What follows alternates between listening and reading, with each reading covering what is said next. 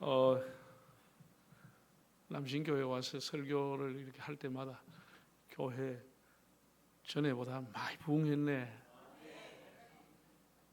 많이 부흥했어. 머리로 그건 아니고 머리로 말하면 머리카락이 많이 났네.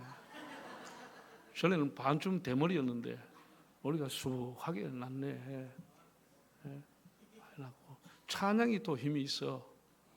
예배 저 찬양 인도하시는 우리 찬양하는 선생님요 또 지휘자 뭐 찬양이 아주 힘이 있고 너무 감사한 일이에요.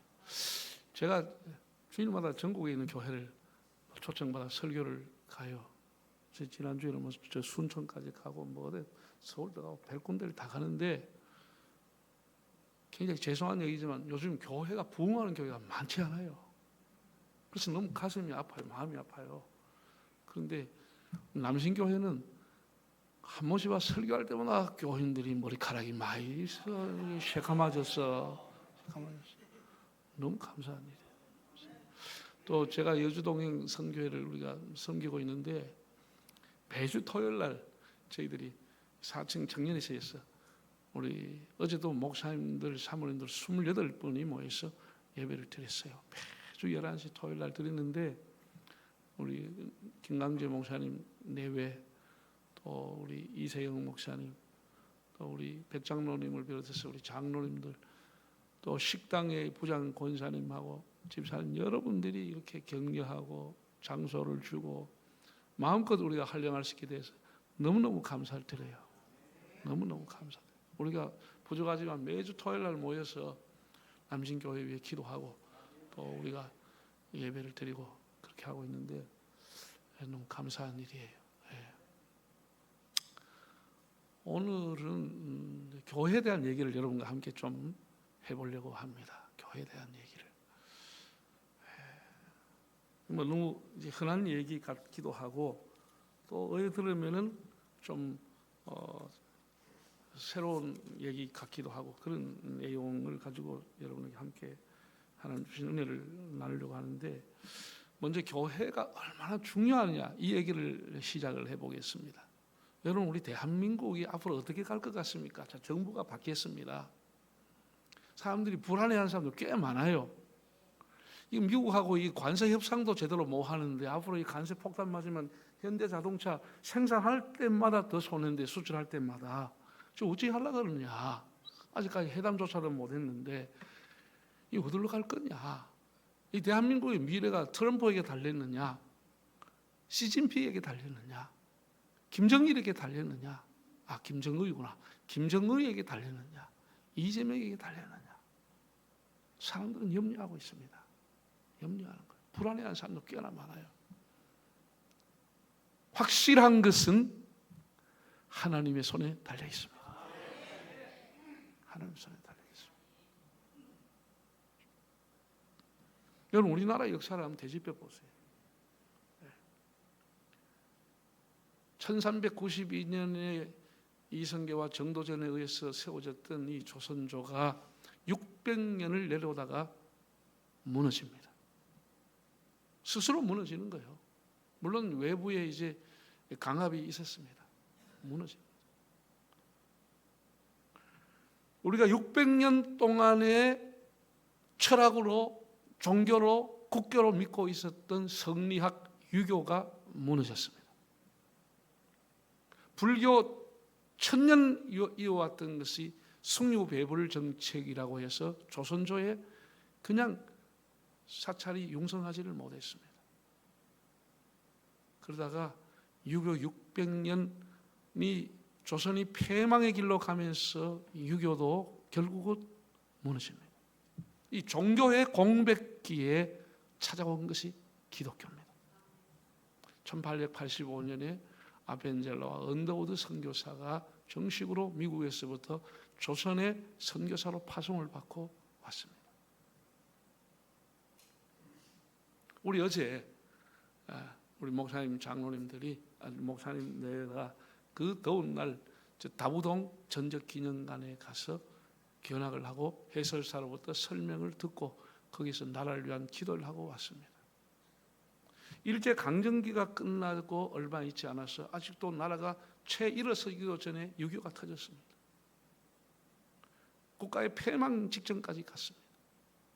다부동 낙동강 최루의 보호를 삼고 다부동 전투에서 겨우 우리 한국군이 최초의 승리를 거두게 됨으로써 이것을 기회로 인천 상륙작전이 일어났고 결국 우리는 평양까지 올라갔다가 다시 밀렸지만은 이긴 자도 없고 진 자도 없는 국도는 완전히 잿더미가 돼버린 38선이 다시 그어졌습니다. 나라가 완전히 무너져 버린 거예요. 대형 악재가 터져버린 거예요. 국가의 존재 자체가 암담하게 됐습니다. 여러분 6.25 이후의 사진들을 한번 과거의 사진들을 보시면 알지만 그냥 다 무너져 버렸어요. 건물 같은 건물 2층 건물이 제대로 없었습니다.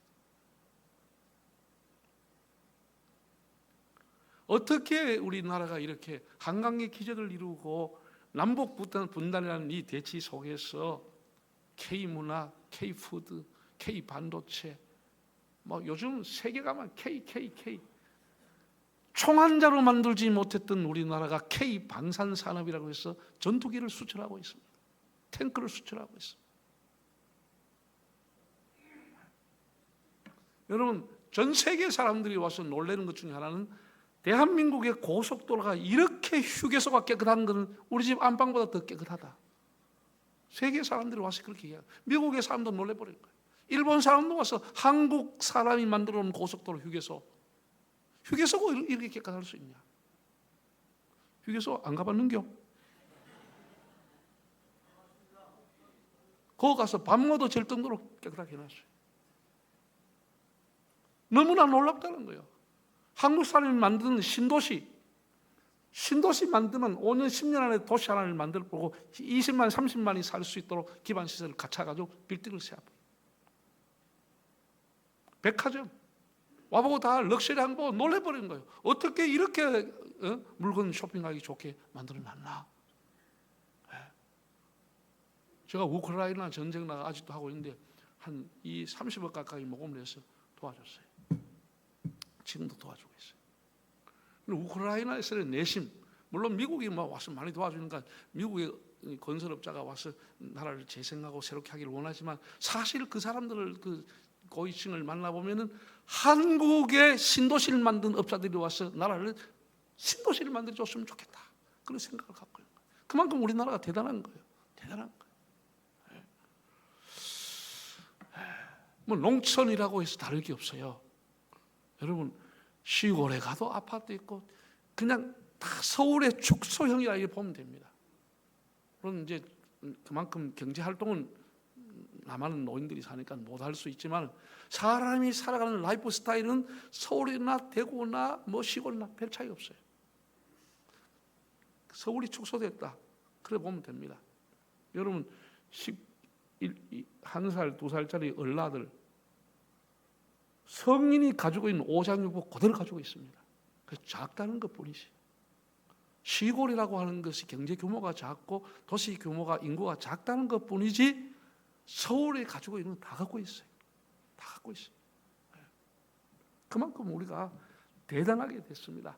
이렇게 잿더미 위에서 수십 년 만에 이렇게 대단한 나라가 된 것은 우리가 절대로 일본을 넘어갈 수 없을 거라고 모든 학자가 얘기했지만 일본이 작년에 GNP가 3만 5천 불, 우리는 3만 6천 불이었습니다.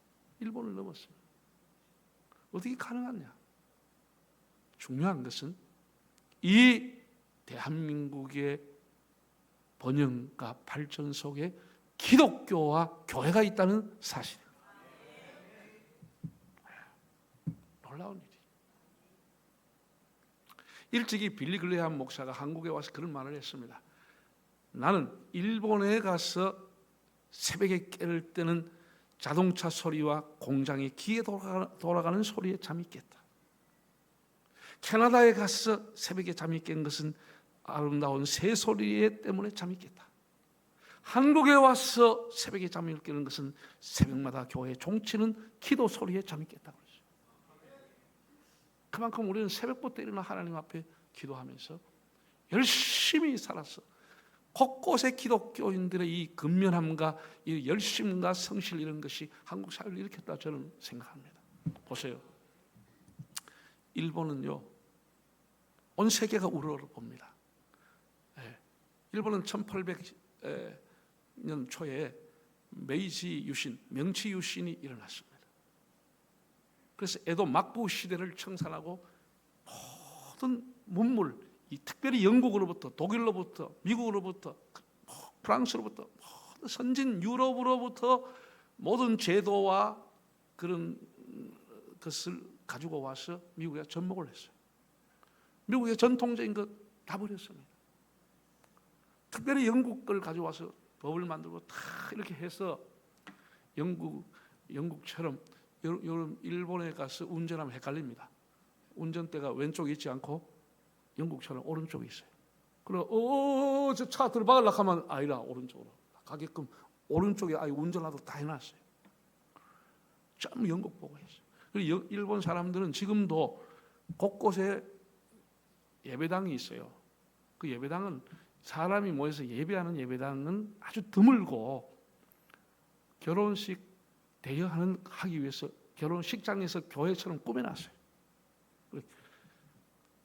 결혼식은 교회 가서 하고 죽으면은 절에 가서 이렇게 뭐라 그러나 무슨 사육절을 하나 뭐라 그러나 절에 가서 하는 거 있잖아. 사구제하고 그 일본 사람들 죽으면은 죄를 만들어서 이게 뭐라 그러나 이 생각인지 안 나네 나이 많으니까 이게 뭐라 그러나 불로 때리는 걸 뭐라 그러지 사람 볼 때는 화장해가지고 야, 이 단어가 생각 안 나네 큰일 났네 이거 화장을 해가지고 자 절마다 갖다 놓고 사고질러. 그럼 교회는 일본이 그렇게 성실한 나라 정직한 나라 그런데 교회는 안 됩니다. 일본의 인구가 1억 3천이에요. 1억 3천인데 1%도 안 됩니다. 일본의 기독교가 1%가 안 돼요. 우리는 25% 가까운데 1%가 안 됩니다. 일본이 가지고 있는 땅덩어리는 우리 남한의 약 3.7배예요. 남북한 합성보다 1.8배가 커요. 그렇게 큰 땅덩어리 일본은 우리보다 더 커요. 프랑스하고 독일하고 거의 땅이 비슷해요. 그런데 일본은 인재를 키워서 외국과 유학을 가서 전부 기초 학문을 공부해 왔어요. 기초 기계, 기초 학문, 기초 물리, 기초 철학 이런 걸 배워서 일본 사회를 바꿨어요. 그래서 일본 사람들 굉장히 이성적이고 지성적입니다. 경제적인 동물이라고 하지만 굉장히 이성적입니다. 굉장히 계산에 밝고 찹습니다. 일본 사람. 그러니까 정직하지요. 더 받지도 않고 덜 받지도 않고 정확하게 합니다. 일본 사람들. 여러분 일본 가 음식 먹어보세요. 식당 가보세요. 너무나 친절합니다. 하이 소데스 이래가지고 말도 떨어지기 전에 갖다 놨는데 닭강 3쪼가리 갖다 놨어요. 한 쪼가리 더 달라고 하면 돈 달라 그래. 철저하게 이성적입니다. 우리 한국 사람 음식 갖다 놓으면 푸짐하게 봐도 셀프 코너 만들어 네 맘대로 갖다 먹으러 갖다 놔본데 일본은 절대로 그런 거 같습니다. 절대로 그럴 수가 없습니다. 일본 사람 사고에는 조금 더 먹으면 돈 더 내야 됩니다. 절대로 배부르게 먹을 수가 없습니다. 일본 가서 배부르게 먹고 온 사람 손 안 들어보소. 갑부 아니면 배부르게 먹을 수가 없습니다. 딱 요만히 줍니다. 닭강 3개 뭐 이런 거 너무나 지성적이고 이성적이고 그러니까 이 사람들은 그렇게 정직한 것이 삶의 뿌리를 내렸지만 교회는 안 나옵니다. 왜 안 나오느냐? 예수를 못 믿는 거예요. 태초에 하나님이 천지를 창조했다. 누가 봤냐? 과학적으로 증명해봐라. 이성적으로 들어와야 오케이 되는데 이성적으로 맞지 않아요. 신학 성경을 펴면 예수님이 동정녀로 처녀의 몸에서 태어났다. 세상에 처녀의 몸에서 사람이 태어난다. 그걸 한번 증명해봐라. 이론적으로 증명이 안 되니까 못 믿는 거예요. 전부가 이성적으로 판단하니까 예수 못 믿는 거예요. 못 믿는 거예요. 한국 사람은 이성보다도 감정이 더 앞서요. 앞서기 때문에 뭐라고 무조건 믿습니다. 머릿속에 들어오든지 아오든지 믿습니다. 이래가지고 한국에는 교회가 엄청나게 부흥이 되는 거예요. 보이는데 성경에 대한 지식을 물어보면 몰라. 무조건 믿었어. 무조건 믿었어. 이게 또 장점이기도 하고 약점이기도 해요. 그렇게 친절하지만은 모든 걸 지성으로 판단하는 일본은 교회가 안 돼요. 일본 전국의 교회를 중에서 1000명 이상 모인 교회는 한 교회도 없습니다. 한 교회도 없습니다. 제가 일본에 가 부흥회도 하고 뭐 여러 번 가 설교도 하고 했는데 일본에서 이만히 모였다. 엄청 대형 교회입니다. 못 믿는 눈으로 쳐다보는데 일본에 이 정도 모였으면 일본 가면 대형 교회입니다. 대형 교회. 보통 가면 한 30명, 50명 모여있어요. 100명 이상 교회가 별로 없습니다. 그만큼 일본 교회가 안 돼요. 자, 그러면 보세요. 1918년에 볼셰비키 혁명을 통해 가지고 러시아라고 하는 제국이 무너지면서 구소련이라는 연방국가가 생겼습니다. 공산국의 종주국인 소련이 생겼습니다. 레닌, 스탈린 이런 사람이 통치하면서 수많은 사람이 죽고 그 어마어마한 러시아 정교회 교회당을 다 얼음을 넣어가지고 얽어가지고 전부 다 스케이트장으로 만들어버렸어요. 그들이 내건 게 뭐예요? 공산주의가 내건 게 뭐예요? 종교는 뭐다? 아편이다고 외친 거예요. 종교는 아편이다. 그거 한번 맞들이면 사람이 아편처럼 안 가면 죽는다. 갈 필요 없다. 교회를 다 문 닫아버렸어요. 교회 재산을 다 몰수해버렸어요. 신학교 다 문 닫겠어요. 러시아라고 하는 나라가 그리스 오스독스 정교회의 최고로 많은 신자를 갖고 있었어요. 나라의 황제부터 다 정교회 교인이었어요. 그러던 것이 공산주의가 들어서면 하루아침에 교회가 다 폐쇄되는 거예요. 교회가 다 무너져버렸어요. 그리고 미국과 맞서가 냉전시대를 하면서 달나라를 개척하고 어마어마한 핵무기를 수천 기를 만들었습니다. 핵무기 수천 기를 만들었습니다. 한두 개가 아니고. 그런데 그렇게 천년자원이 대단하고 석유가 많이 나고 땅덩어리가 그렇게 넓은 러시아가 인물을 얼마나 잘났습니까? 사람들이. 그런 대단한 사람들이 총 한 방 밖에서 쓰지 않았는데 스스로가 무너져버렸어요. 러시아는 소련이 스스로 무너지면서 1991년에 무너지면서 나라가 13개가 14개로 쪼아져 버렸어요. 연방이 다 무너지고. 그래서 지금 다시 이름을 러시아를 찾아가지고 러시아의 대통령, 그 당시에 보리스 옐친이라고 하는 사람이 대통령이 됐어요. 지금 푸틴이 있어요. 이 사람들이 너무나 황당한 거예요. 이렇게 미국과 맞서가 세계적인 대결하던 우리나라가 왜 이렇게 무너졌나? 그래서 비밀리에 300명의 각계의 전문가들, 각계각층의 전문가들 300명을 데리고 와서 몇 년 동안에 소련이 멸망한 것을 연구를 했습니다. 왜 우리가 총 한 방 쏘지 않고 무너졌나? 이 세계 대단한 유럽 전체의 절반을 차지하고서 위성국가를 세웠던 우리나라가 왜 무너졌나라고 하는 걸 조사를 했습니다. 그 부통령이 우리나라의 모 씨에게 와서 얘기를 했습니다. 우리가 무너진 것은 밖으로 공표하지는 않았지만 교회를 문 닫은 것이 원인이었다. 300명의 각계의 전문가가 몇 년 동안 연구하고 조사한 결과가 교회를 문 닫았기 때문에 우리 소련이 망했다고 결론을 냈어요. 너무 놀래가지고 그래서 러시아가 다 문호를 개방했습니다. 다시 교회 재산을 교회에다 돌려주고 신학교를 다시 문 열어주고 선교사를 받아들이기 시작해요. 그리고 우리 선교사들이 러시아에 엄청나게 들어가 교회를 세웠습니다. 교회 때문에 교회를 문 닫아서 무너졌다는 것이 자기들이 낸 결론이에요. 지금은 러시아 여러분 가보면 알지만은 클레몰린 궁 안에 자체에 큰 성당이 있습니다. 정교회가 있습니다. 그게 끝부서 저 전사님이나 누가 가서 저 바다 꺼요. 자 봐, 잘 터지네 이거 교회에서도. 자 이리 보세요. 여러분 크레몰린 궁 같은 거 보세요. 그 안에 막 푸석푸석 하는 게 거기가 금으로 가지고 몇 개 한 것이고 그 교회가 어마어마하게 큽니다. 이삭 교회란 이 교회 가면 몇천 명이 들어갈 정도로 어마어마한 교회를 다 복구했습니다. 복구했어요. 전국에 어마어마한 교회가 다 복원이 됐습니다. 신부들이 다 이제 정교회 사제들이 교회를 이끌어가고 있습니다. 자, 제가 왜 이런 얘기를 하냐면은 교회가 그 나라의 흥망성쇠를 쥐고 있는 것입니다. 이걸 알아야 됩니다. 우리 조선시대 때까지 우리 조선 사람들 너무너무 가난하게 살았어요.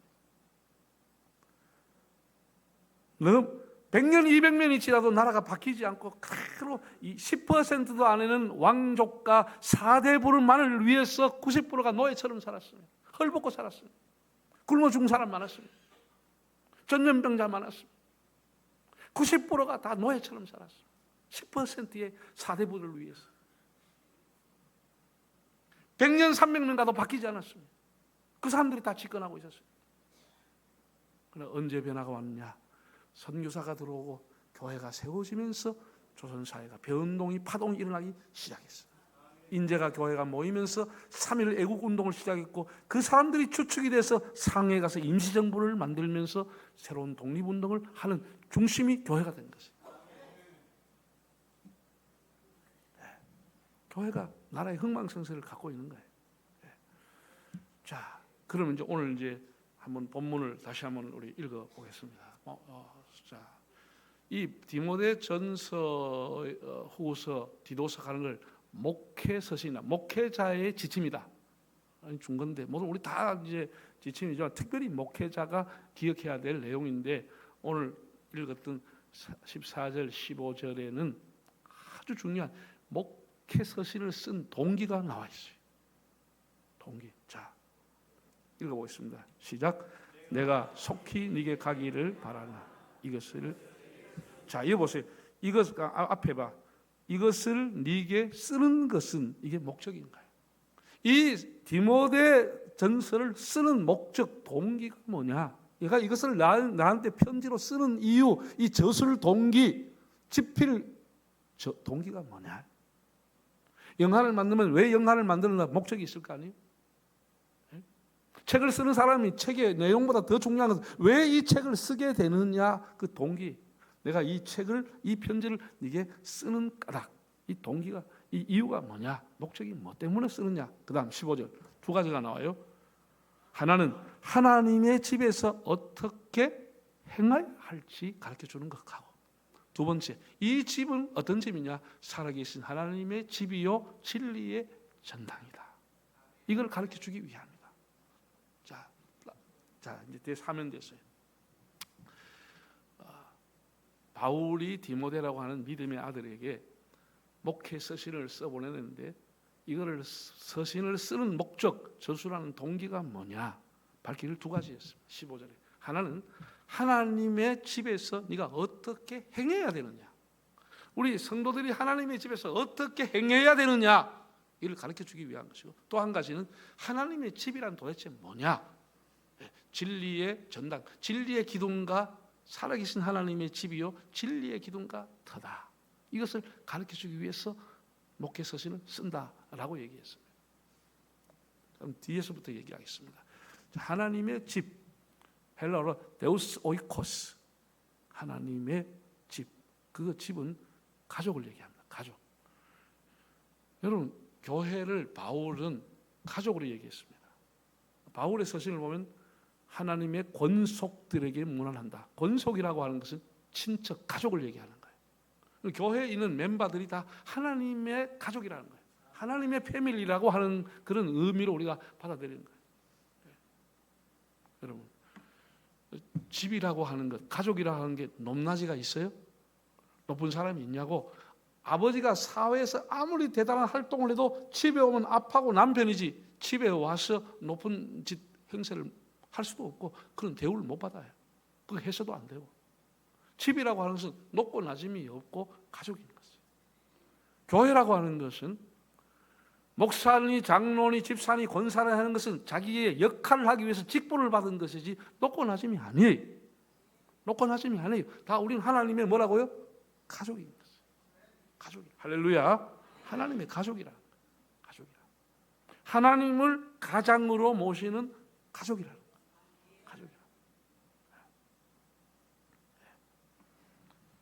옛날에는 그래서 집당자를 우리 한국 사람들이 많이 썼습니다. 교회당 혹은 예배당, 성당, 천당, 다 집당자를 집이라고 했어요. 그 집으로 표현했어요. 그게 우리한테 친숙한 거예요. 하나님을 아버지로 모시는 가족, 집이다라는 거예요. 건속이다라는 거예요. 높낮이가 없다고 해서 질서가 없는 것은 아니에요. 질서가 없는 것은, 하나님은 질서의 하나님이라고 바울이 또 얘기했어요. 하나님은 질서의 하나님이지 높낮이가 없다고 해서 무질서한 것은 아니라는 거예요. 우리 이런 것을 알아야 돼요. 살아계신 하나님의 교회다. 하나님은 죽어 있는 죽은 공동체가 아니에요. 우리는 그래서 유기적인 생명 공동체라고 하는 것은, 여러분, 사람이 몸이라고 하는 것은 여러 지체가 다 하나의 몸을 이루고 있는 것이에요. 우리 교회 목사님, 집사님, 장로님, 성도들이 다 이렇게 하나의 예수님을 머리로 해서 지체를 이루어서 교회라고 하는 걸 이루고 있는 것이에요.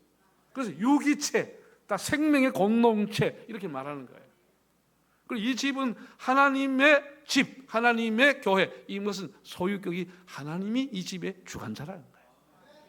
여기는 개국 공신이 없어요. 창립 멤버가 주인이 아니에요. 목사가 주인이 아니에요. 장로가 주인이 아니에요. 이 집의 주인은 누구라고? 살아계신 하나님의 집, 하나님이 이 집을 관리하는 거예요. 하나님의 집이. 주님의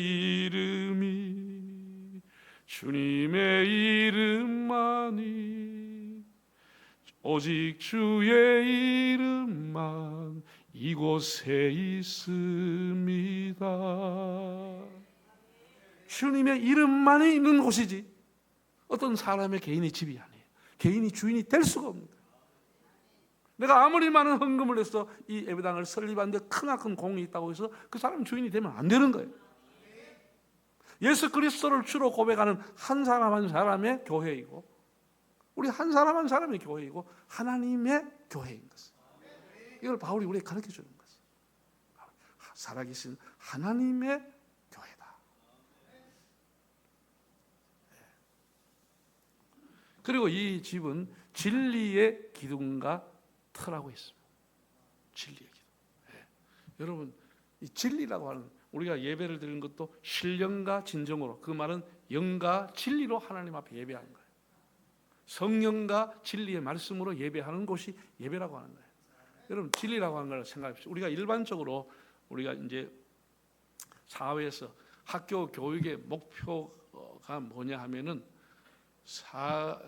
피교육생 학생들에게 학습을 통해서 전인격으로 성장하도록 도와주는 것이 학습의 목표입니다. 공부하는 목표예요. 좀 더 풀어서 얘기하면 학습을 통해서 그 사람이 인생의 가치관을 발견해서 자기 안에 있는 내재된 창의성을 가지고 살아갈 수 있도록 그 사람을 도와주는 거예요. 그런 것을 개발할 수 있도록 그 사람이 가지고 있는 잠재되어 있는 인간성, 창의성 이런 걸 가지고 사회성을 가지고 살아갈 수 있도록 가르쳐 주는 것이 교육의 목표예요. 셈을 하는 산수만 가르치는 게 아니고 분별력을 가르쳐 주는 게 사회 교육이에요. 진위, 진짜 가짜, 선후, 시비, 미추, 추하고 아름다운 것, 이런 공사, 이런 것을 가르쳐 주는 것이 학교 교육이에요. 그래서 학교에서는 진리를 가르쳐요. 나름대로 학교에서는 진리를 가르쳐요. 진리의 아카데미라고 말하잖아요. 대학도. 사회에서 말하는 진리는 교회가 말하는 진리와 달라요. 사회에서 말하는 진리라고 하는 것은 수학으로 말하면 공식이 진리예요. 과학으로, 물리로 말하면 어떤 법칙, 어떤 거기에 따르는 질서, 실험으로 증명된 것, 보편 타당한 이런 것들을 진리라고 말하는 거예요. 그걸 가르쳐 주는 것이에요. 교회가 말하는 진리는 그런 것이 아니에요. 교회가 진리의 전당이라고 할 때 여러분들에게 미추, 선후, 공사 이걸 가르쳐 주는 게 아니고 교회는 진리를 가르쳐 주는데, 자 보세요. 구약 성경이 히브리어로 되어 있는데 구약 성경 히브리어로 진리라고 하는 단어를 찾아보니까 에메트라는 단어로 되어 있어요. 에메트라는 단어의 뜻은 견고하고 변하지 않는 실체. 뭐하고? 견고하고 변하지 않은 실체를 에메트, 진리라고 불러왔어요. 유대인들은 진리가 뭐냐? 변하지 않는 실체다. 경고하다. 그걸 에메치라고 했어요. 그런데 헬라 사람들, 신학은 헬라어로 기록했는데 헬라 사람들은 진리를 뭐라고 표현했나 하면 알레데이아라는 단어로 했어요. 따라합시다. 알레데이아. 알레데이아라는 단어의 뜻은 언제 어디서 누구에게나 적용해도 맞는 것. 그게 진리라는 것. 참 기가 막힌 단어예요. 언제 어디 시대 누구에게나 적용해도 맞아 떨어지는 것이 그게 진리라는 것. 그게 알레데이아라는 것. 그러니까 예를 들어 가지고 1000년 전에는 맞았는데 지금은 아니다. 이건 진리가 아니에요. 이건 진리가 아니라는 것이. 1000년 전에도 맞고 지금도 맞아야 진리가 되는 거예요. 아프리카 사람에도 맞고 대한민국 사람도 맞고 미국 사람도 맞아야 이게 진리가 되는 거예요. 이게 알레데이아라는 거예요. 그러니까 알레데이아의 진리라고 하는 성경이 가지고 있는 진리의 의미는 절대성입니다. 어떤 환경에 따라서 바뀌면 진리가 안 되는 거예요. 절대적인 거예요. 그리고 불변성이에요. 이게 가변성이 있으면 안 되는 거예요. 이건 불변해야 되는 거예요. 그리고 세 번째는 중요한 것은 생명성과 구원성을 갖고 있어야 진리라고 말합니다. 그 진리가 사람의 영혼을 살려내지 못하면 진리가 아닌 거예요. 그걸 교회가 진리라고. 그리고 사회에서 말하는 제가 얘기했던 좀 전에 그 진리하고 완전히 다른 거잖아요. 어떤 법칙이나 뭐 질서 이런 과학으로 검증된 그게 아니란 말이에요. 절대 불변성을 가지면서 생명성과 구원성을 가지고 있는 것이 알레데이아 진리인데 그럼 그 진리가 뭐냐는 거예요. 뭐가 진리예요? 네? 성경 들어봐. 이게 진리인 것이에요. 할렐루야. 이거는 영원 불변한 것이에요. 이것을 통해서 우리가 구원을 받기 때문에 생명을 얻기 때문에 구원성과 생명성이 포함된 성경이 우리의 유일한 진리인 것이에요. 이걸 하기 위해서 교회가 이걸 가르치기 위해 교회가 있는 거예요. 그 사람 잘 먹고 잘 살기 위해서 그걸 가르치기 위해서 교회가 있는 게 아니에요. 그건 사회 가서 배우면 돼. 교회는 여러분에게 영원한 변치 않은 진리의 말씀을 가르쳐 주는 것이 교회예요. 책 가지고 오시면 책 들어봐. 스마트폰 가지고 있는 사람 스마트폰 들면 안 돼. 자, 한번 따라하겠습니다. 성경은 글이 아니라 길입니다. 이거는 글이 아니에요. 국민학교 4학년, 5학년이면 읽을 줄 아는 글이 아니고 여기는 사람이 살아갈 수 있는 길, 사람이 구원받을 수 있는 길, 인간관계가 어떻게 해야 될지, 가족관계를 어떻게 해야 될지, 부부관계를 어떻게 해야 될지, 국가와의 관계를 어떻게 해야 될지 그 길을, 그 도를 가르쳐 주기 때문에 이걸 길이라고 하는 거예요. 길이라고. 이 도라고 하는 거예요. 이건 문자로 된 글이 아니에요. 또 진리가 뭐냐? 예수님께서 내가 곧 길이요 뭐요? 진리요 길이라고 했어요. 예수님 자신이 진리인 것은 알레데이아인 거예요. 예수님의 십자가는 1000년 전에도 구원받고 지금도 구원받는 거예요. 예수님 말씀은 1000년 전에도 옳았고 지금도 옳은 것이에요. 이게 진리라는 거예요. 그래서 교회가 진리라고 말하는 것은 저는 두 가지라고 봅니다. 하나는 예수님이고 하나는 말씀. 이 두 가지가 교회가 가르쳐야 할. 그래서 교회는 예수님을 가르쳐서 예수님을 닮아 자라도록 하기 위해서 교회가 있는 것이고 하나님의 말씀을 가르치기 위해서 교회가 있는 거예요. 그래서 진리의 기둥과 터라. 바울이 이렇게 2000년 전에 기록해 놨다니까. 너무나 감사하잖아요. 너무나 감사해요. 어떤 목사의 개인의 철학이나 어떤 사상을 가르치는 곳이 아니에요. 하나님의 말씀과 예수 그리스도를 가르치는 곳이 교회라고 하는 거죠. 이를 우리에게 설명해 준 거예요. 너무나 놀라워요. 그럼 우리가 자 그럼 교회는 이제 그런 곳이다. 진리의 전당이다. 살아계신 하나님의 집이다. 하나님의 가족들로 구성이 됐다. 그러면 어떻게 교회 안에서 행해야 될 것인가? 이걸 이제 기록해 놓은 거예요. 교회에서 어떻게 행해야 되냐? 제가 오늘 간단하게 한 3가지 정도 하겠습니다. 지루하게 생각하지 말고 잘 들으시기 바랍니다. 좋은 말 할 때 잘 들으십시오. 다 마치고 밥 먹으러 갈 거니까 걱정하지 마시고. 사람이요, 교회를 우리가 어떻게 섬기냐 항상 우리의 과제예요. 저도 교회를 평생을 만 47년을 섬기고 은퇴했지만 교회를 어떻게 섬겨야 될까 저의 과제입니다. 제 남은 생애도 과제예요. 여러분도 마찬가지예요. 교회 어떻게 해야 될까 고민일 거예요. 어떻게 섬겨야 되냐 따라합시다. 형편대로 섬깁시다. 다시 형편대로 섬깁시다.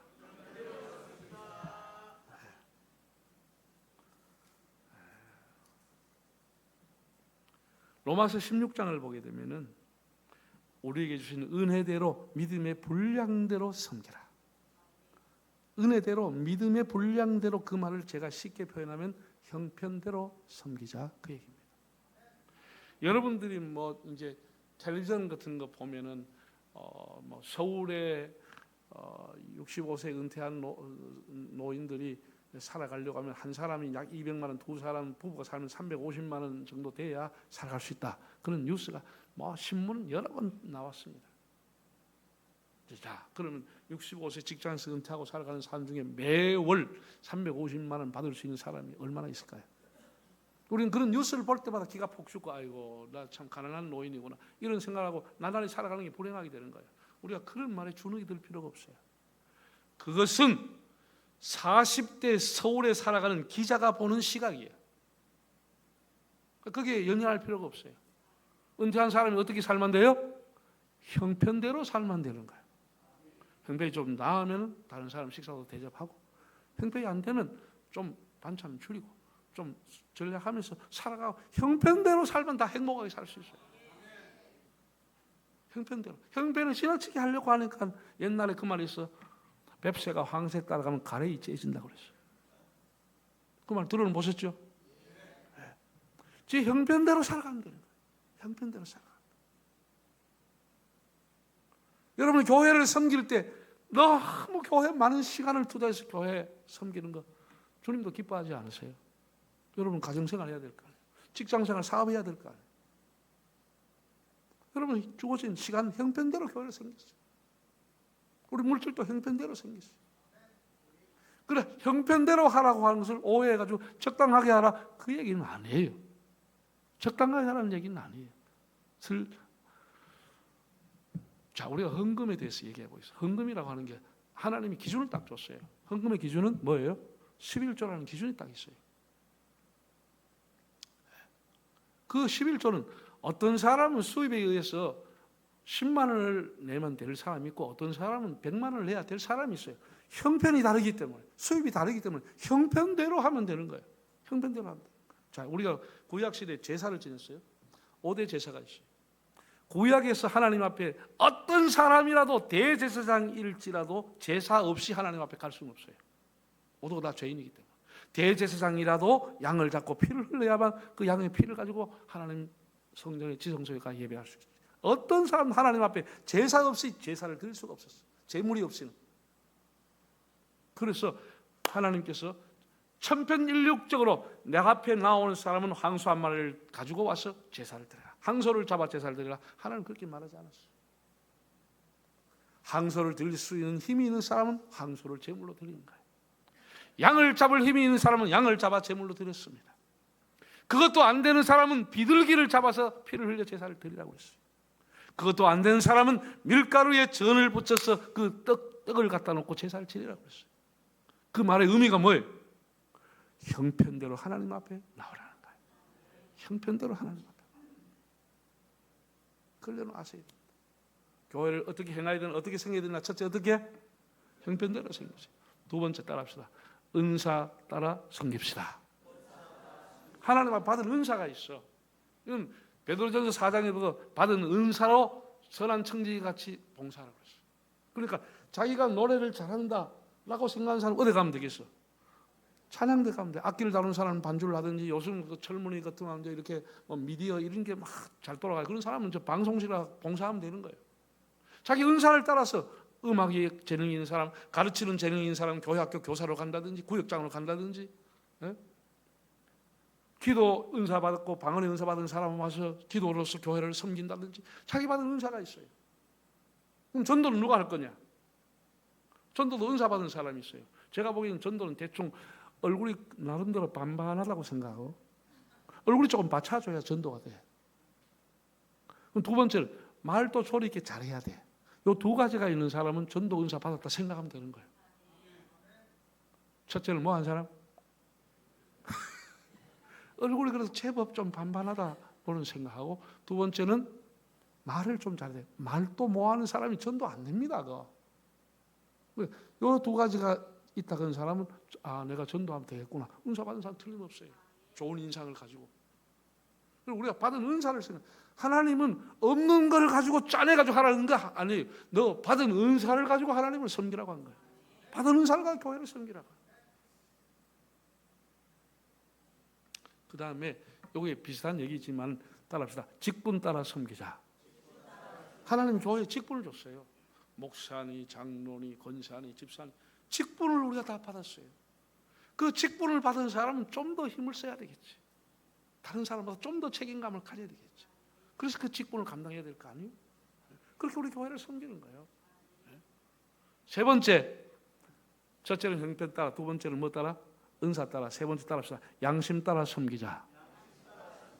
교회를 섬기는데 바울이 가장 많이 사용한 용어 중에 하나는 선한 양심을 따라 나는 교회를 섬겼다. 내 양심이 증언한다. 이런 얘기를 곳곳에서 했어요. 사람은 하나님이 도덕적인 감각 기능을 깨닫게 하기 위해서 각자의 마음속에 양심을 주셨어요. 물론 양심이 시커먼 놈도 있어요. 양심이 더럽고 하인 맞은 사람도 있어요. 그런 사람은 예외예요. 일반적으로 사람들은 다 양심의 가책을 느끼게 돼 있어요. 성경에 보세요. 요한복음 8장에 보면 현장에서 가늠하다 잡혀온 여자에게 사람들이 다 돌로 치려고 했어요. 그때 예수님께서 조용히 글씨를 쓰시고, 뭘 쓰는지 모르겠어요. 글씨를 쓰시고 사람들을 보면서 뭐라고 했어요? 너희 중에 죄 없는 자가 돌로 치라고 했어요. 그랬더니 참고 성경에 보면 재미있게 표현되어 있어요. 사람들이 이 말씀을 듣고 양심의 가책을 받아 돌을 내려놓고 각기 흩어졌다. 돌아갔다. 사람이 뭘 받았어? 양심의 가책을 받아. 죄 없는 놈 누가 있겠느냐? 죄 없는. 요즘 것은 마음 돌 때려 치겠을 거야. 양심 없는 놈이 하도 많아가지고. 우리가 교회를 섬길 때 내 양심을 따라 섬기는 거야. 내보다 어려운 분이, 내보다 더 힘든 저분이 와서 저렇게 봉사하는데 내가 더 봉사해야지. 이런 양심이 사람이 작동이 되는 거예요. 내가 교회에 이렇게 많은 은혜를 받고 살고 하나님 앞에 이렇게 많은 은혜를 받았는데 내가 교회에 무임승차해서 되겠느냐? 난도 교회가 새벽에 가서 기도해야지. 안 되면 낮에 가서 기도라도 해야지. 이런 사람들의 양심이 가책을 받게 돼 있어요. 그럼 여러분이 양심을 받는 대로 움직이면 되는 거예요. 오늘 양심이라는 기준이 없잖아요. 기준이 없잖아요. 자, 세 가지를 얘기했어요. 첫째, 뭐 따라 섬기자? 네? 형편대로. 두 번째, 은사 따라. 세 번째, 마지막 한 가지만 더 하겠습니다. 우리가 교회를 다 섬기는데 다른 사람의 지는 굉장히 수고한 걸 알아주길 원하면서 남의 수고를 우습게 하면 안 되는 거예요. 네? 식당부가 여름에 땀 뻘뻘 흘려가면서 밥했는데 그 뭐 시원한 데 앉아가지고 밥이라도 하지 뭐. 그 뭐 힘들어. 여자들 하는 게 밥인데. 그러니까 처먹으면 밥에 입이 넘어가나. 남이 수고한 것에 대해서 고맙게 생각. 내 수고를 다른 사람을 알아달라 하면서 남의 수고를 우습게 알고, 이거는 양심이 없는 사람이야. 이게 내 얘기가 아니야. 성경 한번 찾아보세요. 고린도전서 16장 18절 화면 보고 한번 읽어볼까요? 시작.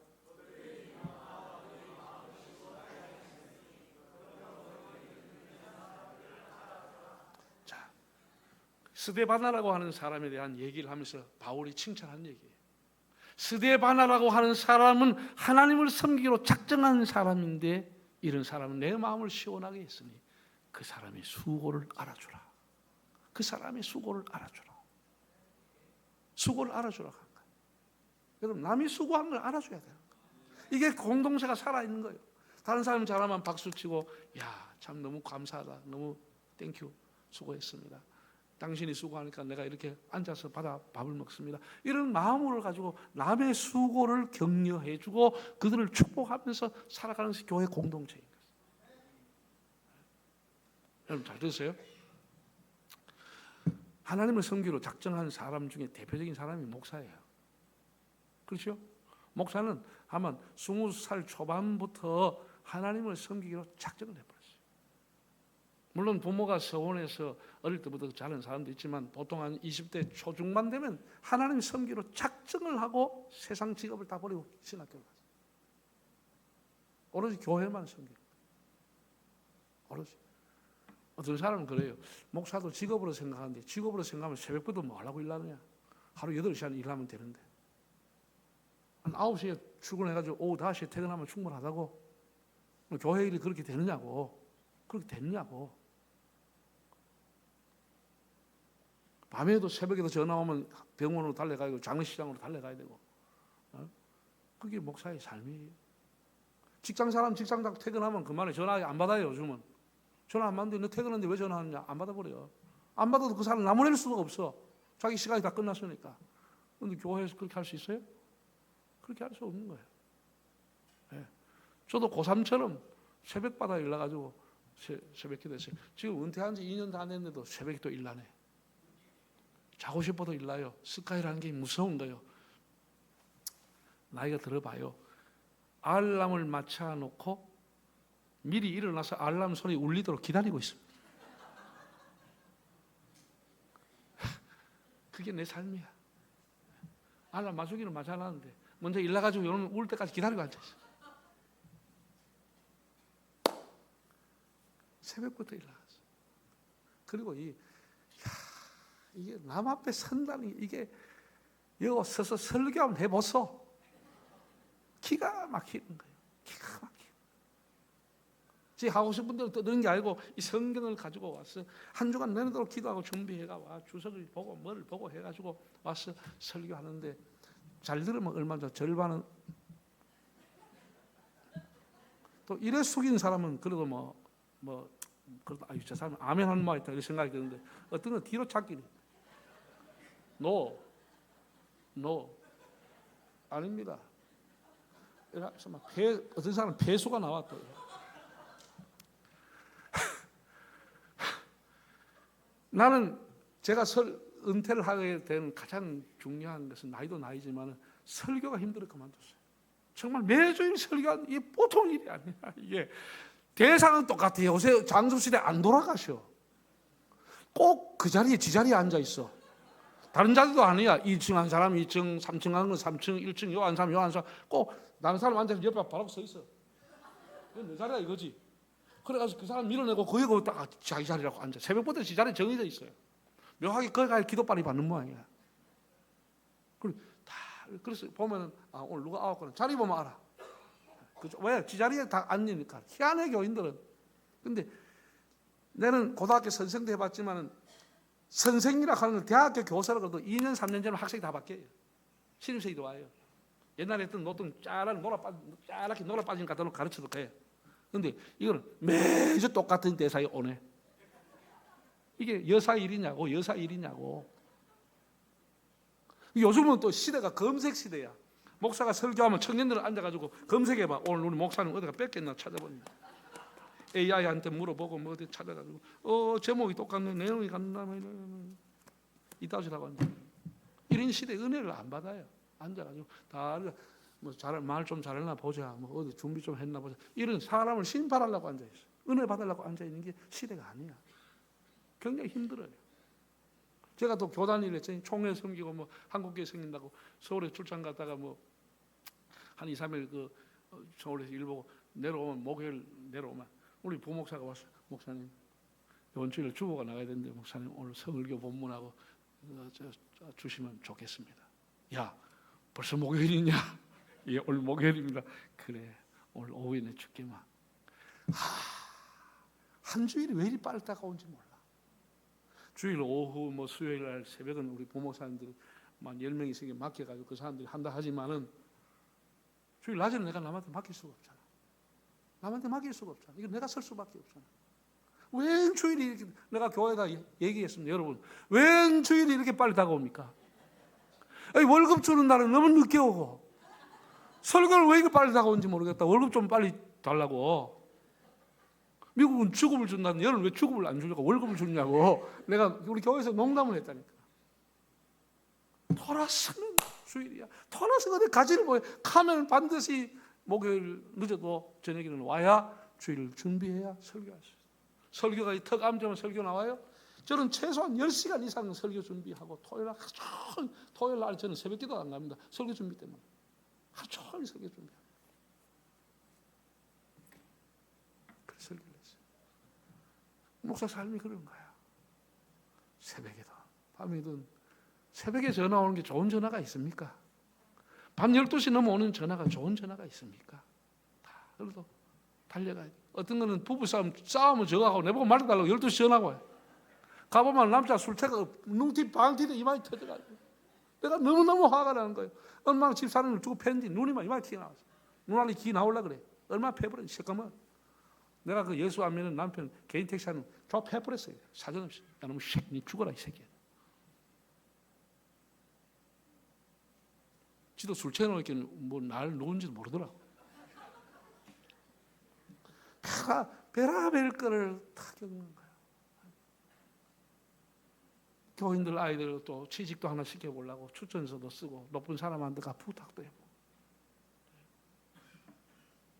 그게 목사의 삶이에요. 여러분 수고를 알아주기를 바랍니다. 수고를 알아주라는 것은 우리 말로 해도 돼요. 목사님 오늘 한 주간 동안 수고 많았습니다. 저희들 위해 기도한다고 감사합니다. 이렇게 말로 해도 충분해요. 말로 해도 충분해. 그러다가 뭐 좀 여유 있으면 뭐 된장국을 한 그릇 사주라는데 시원한 냉면 하나 사주면 더 좋고 그 아이도 관계없지만 말로도 위로하고 격려하는 것이에요. 말로도 격려. 목사도 자식이 있고 다 가정이 있고 아내가 있고 하지만 여러분 목사는 목사 혼자 목회하는 게 아니고 사모도 반드시 같이 당겨야 돼. 신방도 같이 가야 되고 새벽기도 같이 와야 되고 예배 시간 한 시간도 못 빠지네. 여러분 빠져도 누가 출석합니까? 없는 날도 찾네. 사모님 어디 갔습니까? 나는 이런 날도 있어. 우리 집사람 앉아있지만 설교 준비 다 잘해놓고 수요일날 이제 교회를 가기 직전에 뭐 이런저런 얘기하다가 마음이 안 맞아가지고 왜 나한테 그런 소리 하냐, 당신이 그런 생각하면 되냐, 이게 화가 나가지고 교회도 가기 싫은 날이 있어. 교회도 가기 싫은 날 그날 올라가 설교를 해야 돼. 기가 막힌 날이야. 이런 거 한번 생각해 보셨냐고. 이건 목사라고 늘 교회 가고 싶은 건 아닙니다. 예배 직전에 설교 준비 다 해놓고 옷까지 입어놔놓고 말 한마디 하는데 기분이 상해가지고 교회 가지 말라. 그럼 내가 교회 수요일 기분 나쁘다 교회 안 갔다. 오늘 부목사가 간구합니다. 오늘 목사님 기분 나빠 교회 안 왔습니다. 여러분 각자 기도하고 가시기 바랍니다. 이게 되겠냐고. 그래도 교회 가야 될 거 아니야. 교회도 가기 싫은 날, 예배당에 앉아도 있기 싫은 날 설교까지 해야 되는 이 사람 미치는 거야. 미치는 거야. 그래도 성질 낼 수 있나? 사랑하는 성도 여러분, 이 사람이 이중인격이 순간적으로 이중인격이 되는 거예요. 30분을 간격으로 이중인격이 되는 거예요. 그래도 교인들 앞에 웃으면서 해야 되지 어떻게 화내는 대로 설 수가 없잖아. 화내는 대로 설 수가 없잖아. 그게 목사의 삶이라.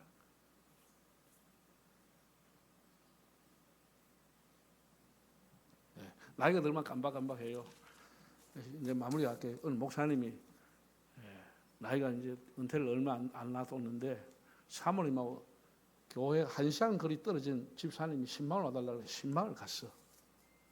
그래서 신방 가서 예배 잘 드리고 점심도 잘 얻어먹고 이제 1시간 거의 다 와서 집에 다 와갔는데 사모님이 아이고 여보 미안해요. 제가 안경을 깜빡하고 놔뒀습니다. 그리고 안경이 있어야 뭐 성경도 보고 뭘 할거든. 이 사람아. 사람이 정신을 차려야 돼. 지 안경을 그래 놔두고 그러면 왜 이러? 참 이래가지고 할 수 없이 또 만수무강을 위해서 또 1시간 갔다. 가지고 이제 그 집사님 집에 앞에 차를 대놔놓고 여보 미안합니다. 잠깐 갔다 올라오겠습니다. 창문 열어놓고 목사님이 한 말 여보 올라가는 김에 내 휴대폰도 가오소 하더라고. 그 우리가 어떨 때는 와다다 그래요. 어떨 때는 마가복음 그랬다가 어떨 때는 마태복음 그랬다가 이건 늘 하는 설교인데 사람들도 막 샤교하고 니고데모하고 헷갈리는 것도 있고 막 이럴 때가 있어. 하다 보면 그럴 때가 있다니까. 그래도 여러분 다 이해하기 바랍니다. 오늘 목사님 막 니고데모가 뽕나무 위에 올라갔습니다. 막 설교. 우리 앞만 봐도 니고데모가 아닌데 계속 니고데모 나가는 거예요. 사모님 기가 막히게 앞 중간 나서 이렇게 사모님이 사인이 보냈을 때는 니고데모가 너무 많이 나가버렸어. 이 아이라 그럴 수도 없을 정도로 많이 나가버렸어. 그래서 그때서야 목사님이 정신을 차리고 순간적으로 깨달아진 거예요. 이때 사개오가 나타났습니다. 니고데모야, 내가 올라가야 되는데 네가 왜 올라가 있냐, 내려와라. 사개오가 다시 올라갔습니다. 이렇게 설교를 해야, 마무리를 해야 되는 거예요. 그러면 장로님들은 애로가 없냐? 여러분, 교회 장로가 되는 것은요, 목사와 교인 사이에 샌드위치 되는 거예요. 정말 힘든 거예요.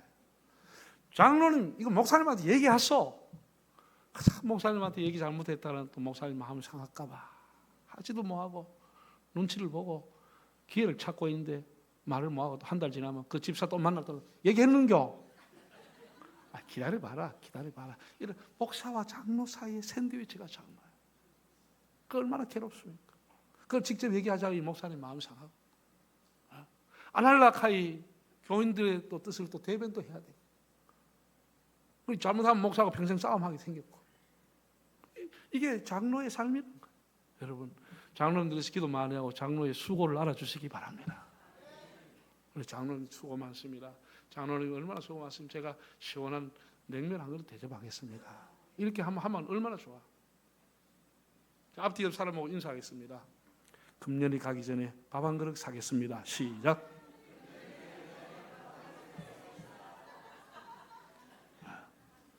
지휘자, 반주자, 있잖아. 금년에 가기 전에 내가 밥 한 끼 사겠습니다. 그거 얼마나 좋아. 그게 교회라는 거야. 그게 교회야.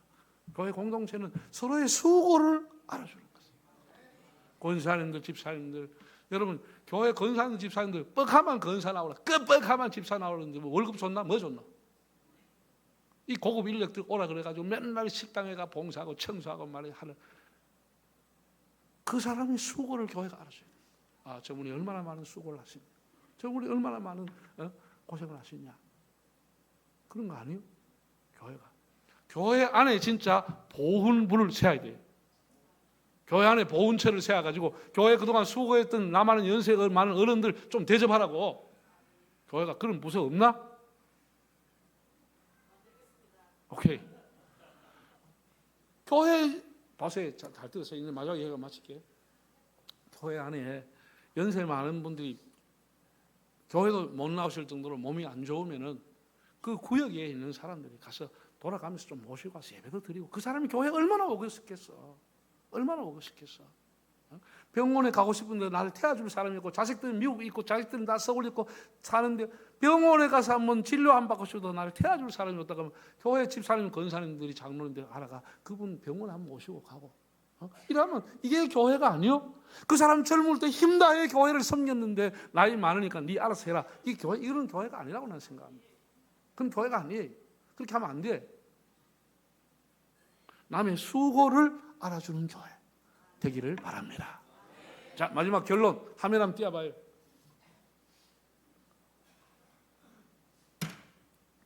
너무 기만 이제 다음 오라 소리 알까봐 요소 맞춰야 돼. 교회는 무슨 집이라고요?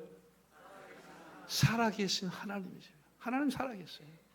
하나님 이 집의 주인이세요. 우리 모두 다 가족이에요.